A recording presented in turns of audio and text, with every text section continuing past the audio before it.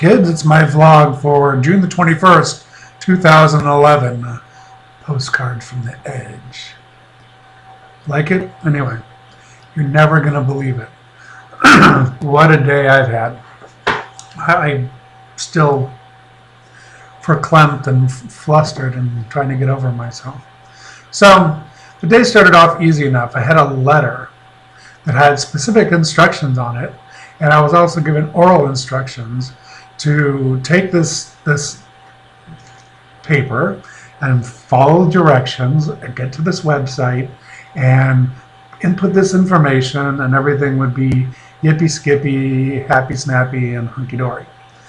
I got to the website, I read all the stuff very carefully, put in the information, and it did not allow access. So then I went hunting for a customer service number. And I called the customer service number, and it was one of those menu-driven voice prompt. I mean, not voice, but just a button activated, like push 4 for this and whatever. And for some reason, it did not want to accept any of my prompts. So it just kept playing in a loop over and over and over again. So I called again, and I got the same treatment, the loop over and over and over again. Without even the option of like hanging up on me or connecting me to an operator or anything. Just same loop over and over and over again. So I reached over this way, over here. I reached over and I got my anti-anxiety medicine out, and I took some. And I had this intuition. I said, I'm going to have to walk down to the dysfunctional crackers of Florida again, and I know that what I'm going to hear is going to make my head roll, just spin, just explode. So I reached for some more anxiety medicine, got myself dressed, and walked down there. Now today in Florida, it's about 129% humidity. It's just murderously uncomfortable. It's summer. And I particularly have this penchant for sweat a lot. So by the time I got to the end of my driveway, I was already drenched. By the time I finished walking the half a mile to my destination, it looked like I had jumped into a pool with all my clothes on. So I arrived dewy and fresh at my location and put down my initials and sat down, and there was this very nice and obviously well-medicated insane person sitting next to me, and he kept staring at me, and I just kept my eyes forward, waiting my turn to hear this wonderful tale I was going to hear. And finally he tapped me on the leg and said, "Hi, how are you doing today?" I said, "Well," I said, "I'm dripping from head to toe in sweat. I'm totally insane, but I'm pretty well medicated today. So overall, I guess everything's all right. How about you?" He said, "Well, I could say the same thing, actually, except I'm dry." I said, "Yeah, that's nice." He goes, "Now, isn't it kind of cold in here?" I said, "It's always cold in here. This place used to be a hospice. Thousands of people died here. It's the ghosts." He looked at me and he got up and he just left. I don't know why. So I continued sitting patiently, waiting for my turn. And then I got these scouring looks from the two ladies that take turns helping people. And because they've seen me all too often recently. So I got, instead of "Hello, sir, how can I help you?" I go, "What do you need today?" I said, "Well," I said, "you sent me this piece of paper, and there's instructions on it.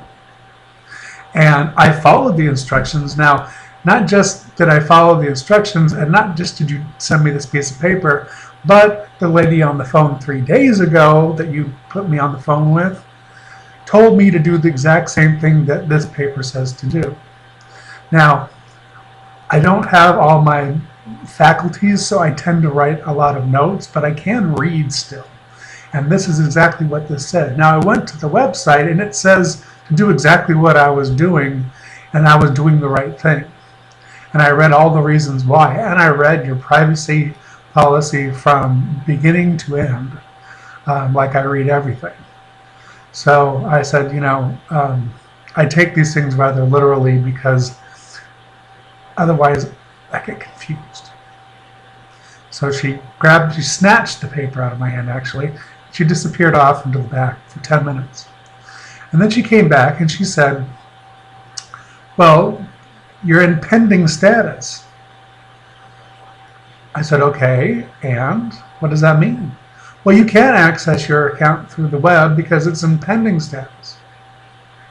Then why did you tell me to do that?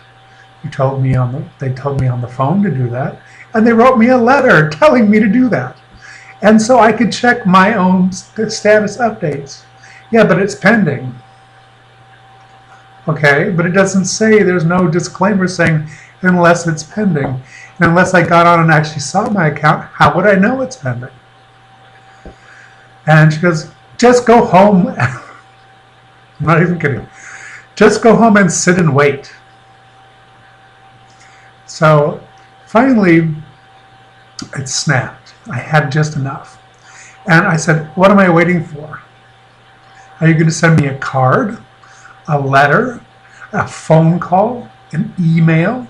Are you going to have some liveried gentleman bring me something on a horse and carriage? Exactly what am I waiting for, and how long do I need to wait for it before I come down here again and ask you? So let me write it down. What am I waiting for? I don't know. I don't know. Now, I was shocked, to say the least. I was almost speechless, but then I had a speech. I said, listen, ma'am, I realize that you're a very busy person and you have all this reality to deal with. But not only do I have reality to deal with, but I also have hallucinations like crazy. And I get contacted by the paranormal all the time. So besides reality, I have all these other things to worry about too. And it makes it very difficult for me because I can't tell if I'm asleep or awake, what's real, what's fake, what's just in my mind. I said, tell me, are we asleep right now? Are we standing here right now together? Is this reality, or is this another one of my hallucinations? Because what you said just didn't make any sense.